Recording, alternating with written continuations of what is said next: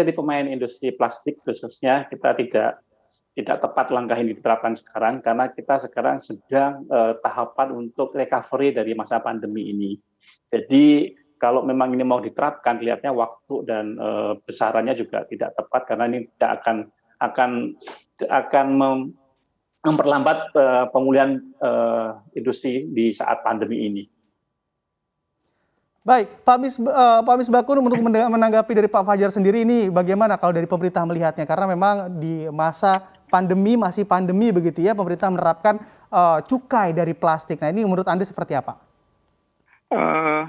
Apa yang disampaikan oleh Pak Fajar tadi itu menjadi bahan pertimbangan kami di DPR sebelum memutuskan nanti apakah kemasan plastik ini akan kita putuskan sebagai objek cukai baru.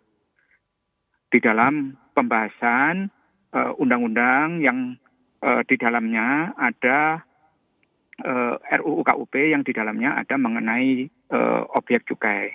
Karena pada masa sebelum COVID sudah ada rapat antara Komisi 11 dengan pemerintah mengenai penambahan objek cukai baru yaitu kemasan plastik.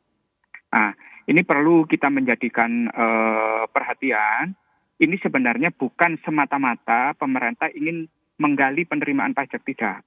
Tapi kita ingin memperhatikan faktor eksternalitisnya. Faktor dampak-dampak dari sampah plastik ini yang selama ini membutuhkan biaya lebih oleh pemerintah dan butuh perhatian lebih karena ini kan pemerintah kan harus mengolah dampak-dampaknya. Kita memahami apa yang disampaikan oleh Pak Fajar yang tadi bahwa akibat COVID ini memang dampak ekonominya masih dirasakan oleh dunia usaha. Kita paham sepenuhnya itu Pak Fajar. Jadi kita kalau kita tidak memperhatikan aspirasinya, ini sudah sebelum tahun 2020 sudah kita terapkan Pak. Karena kesepakatannya itu dengan pemerintah dengan DPR waktu itu sudah disepakati di Komisi 11. Sekarang kita lagi mencari formulasi barunya.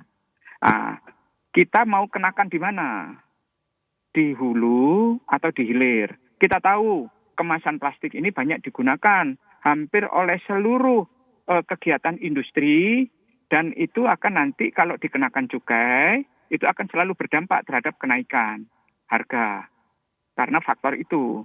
Tetapi kita juga ingin menerapkan tarif yang bagaimanapun juga serendah mungkin sehingga proses relaksasi itu tidak menjadi beban terlalu berat bagi industri atau masyarakat yang menerima dampak kenaikan itu. Nah ini yang harus dipahami. Karena apa? Harus juga menjadi perhatian penambahan objek cukai baru itu diputuskan bersama antara pemerintah dan DPR. Nah, kita mengusulkan ada faktor baru lagi yaitu minuman berpemanis, berkadar gula tinggi, karena akan menyebabkan obesitas, menyebabkan kegemukan, diabetes, dan faktor-faktor kesehatan yang lain. Nah, ini kesepakatan yang nanti belum diputuskan. Baru menjadi pemikiran keinginannya pemerintah disampaikan kepada DPR. Pada saat rapat dengan Banggar, itu kan keinginannya pemerintah untuk mendapatkan pendapatan di situ. Pendapatan ini kalau cukai itu digunakan untuk apa sih? Itulah inilah yang harus menjadi pemahaman kita. Kalau urusan memahami, mengerti keinginan recovery ekonomi, bahwa ini akan menjadi beban, kemudian masyarakat, terus industri juga butuh waktu dan sebagainya, ya kita memahami. Tetapi harus dipahami juga bahwa efek dari sampah plastik ini memberikan beban yang lebih kepada pemerintah untuk apa? Untuk melakukan pengelolaan. Tentunya kalau kita nanti mengenakan, kita juga akan memberikan insentif terhadap apa? Terhadap industri yang melakukan daur ulang terhadap sampah plastik ini. Nah, kita kenakan cukai, tapi kita juga akan memberikan insentifnya terhadap industri yang melakukan recycling terhadap plastik ini. Itu. Untuk informasi lebih lengkap dan juga berita terkait bisa klik link di deskripsi dan juga jangan lupa untuk download aplikasi CNBC Indonesia di Play Store dan juga App Store. Dan yang paling penting jangan lupa subscribe ya